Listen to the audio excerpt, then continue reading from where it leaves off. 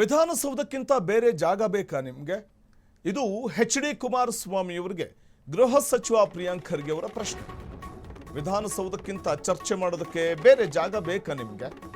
ಪ್ರಿಯಾಂಕ್ ಖರ್ಗೆ ಅವರು ಕುಮಾರಸ್ವಾಮಿ ಅವರನ್ನ ಪ್ರಶ್ನಿಸಿದ್ದಾರೆ.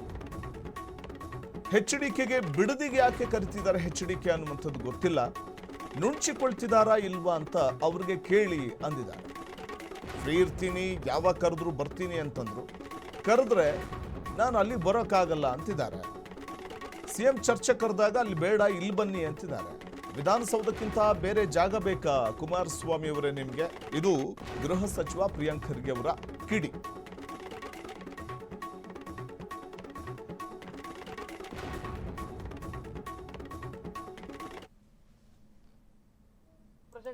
ಮೊನ್ನೆ ಏನ್ ಹೇಳಿದ್ರು ಕೇಂದ್ರ ಸಚಿವರು ಎಚ್.ಡಿ.ಕೆ ಸಾಹೇಬ್ರು ಏನ್ ಹೇಳಿದ್ರು ಮೊನ್ನೆ? ನಾನ್ ಫ್ರೀನೇ ಇರ್ತೀನಪ್ಪ, ಸಿಎಂ ಅವ್ರು ಬಿಸಿ ಇರ್ತಾರಲ್ಲ, ಸಿಎಂ ಅವ್ರು ಒಂದ್ ನಿಮಿಷ ಬಿಸಿ ಇರ್ತಾರೆ, ಅವ್ರು ಯಾವಾಗ ಕರೀತಾರೆ ಬರ್ತೀನಿ.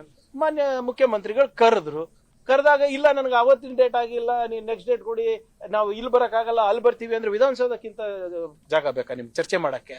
ಅರೆ ನೀವು ಕರ್ಕೊಂಡ್ ಬನ್ರಿ 5 ಜನಕ್ಕೆ. ಈಗ ಮೊನ್ನೆ ಇದೇ ವಿಧಾನಸೌಧದಲ್ಲಿ ಮಂಡ್ಯನಲ್ಲಿ ನಿಮ್ದು ಎಲೆಕ್ಟ್ರಿಕ್ ವೆಹಿಕಲ್ ಟೆಸ್ಟಿಂಗ್ ಸೆಂಟರ್ ಬಗ್ಗೆ ಚರ್ಚೆ ಮಾಡಿದ್ರಿ.